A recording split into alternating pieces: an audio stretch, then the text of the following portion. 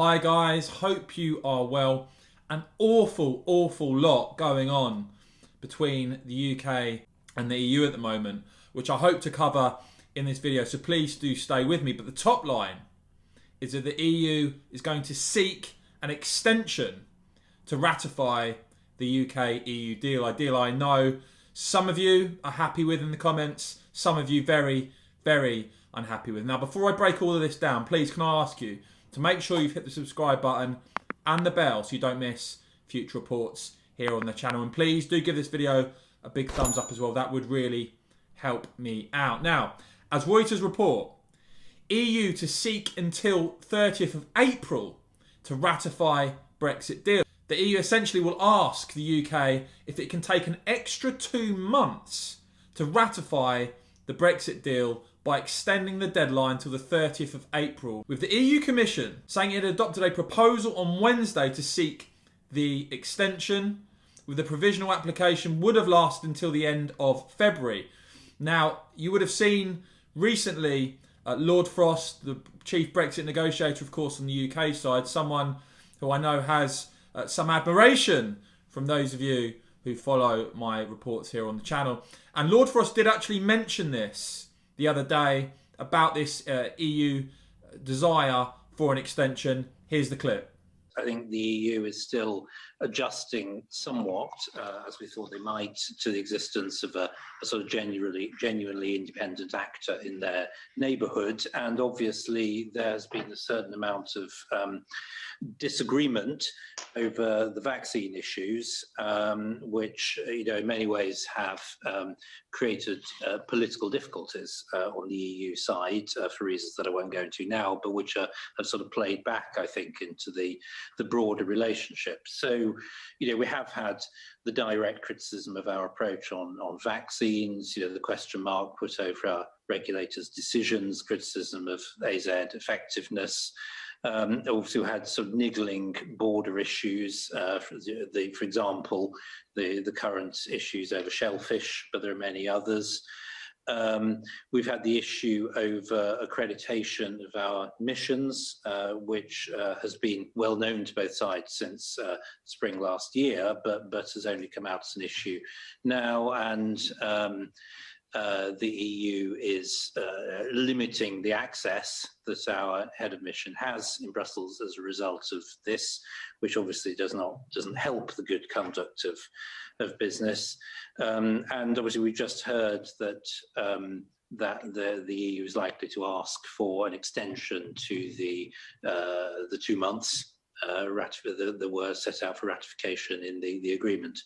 Now, the EU Commission is saying that this extension is required to ensure the agreement is available in all 24 EU languages for its scrutiny in the European Parliament and the European Council. But an extension would have to be agreed by Britain in the UK-EU Partnership Council. David Frost also told the House of Lords committee that he wasn't enthusiastic about this prospect of the request for an extension, saying we wait to see what that request constitutes and how long they wish to extend the process for. Obviously, it is a little disappointing, given that we did discuss this only a month ago. So, none of those things are in themselves, sort of dramatic, although some have been very serious. We have behind that, obviously, the Northern Ireland issues that CDL's been dealing with. So, I think it's been more than bumpy. To be honest, in the last 6 weeks. I think it's been problematic. I hope we'll get over this. It is going to require a different spirit, probably, from the EU. Now, the backdrop to this, of course, is this letter that we saw yesterday from the EU's Maros Sefcovic on the Northern Ireland Protocol.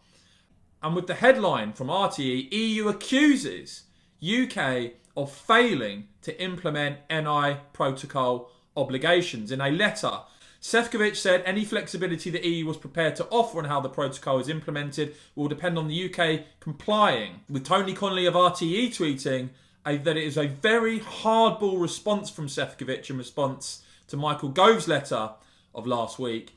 It also reflects a hardening resolve among capitals over the UK seeming to want to rewrite the protocol. The meeting, and of course referencing the meeting that is due to take place today. At the time of recording, that meeting has not taken place between Michael Gove and Maros Sefcovic, but as ever, you can rely on me to bring you the very latest on that as well. Now, Kate Hoey, of course, the Brexiteer, former Labour MP, she responded to this EU letter from Maros Sefcovic by tweeting, "How can anyone reading this letter not see that the protocol is unsustainable?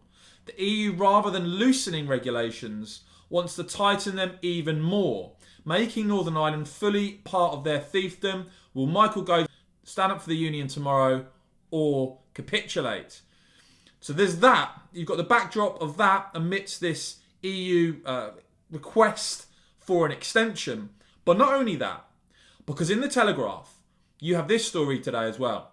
The Governor of the Bank of England has warned that the EU is poised to make a big mistake and lock Britain out of its banking market in a move that would push up financial costs for millions of consumers on both sides of the channel. Of course, we've already seen the British government and various figures, including from those from inside the EU, really bemused by the EU's stance towards the UK in terms of their UK ban on shellfish. With Andrew Bailey, the Bank of England governor, saying, "Is the EU going to cut the UK off from itself?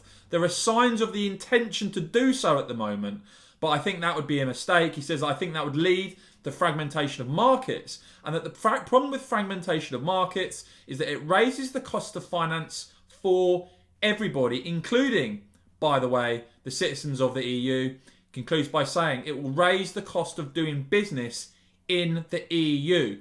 So you've got that to look at as an issue. You've also got the issue, of course, of the Northern Ireland Protocol, this meeting between Michael Gove and Maros Sefcovic, and the letter that was sent by Sefcovic to Gove yesterday.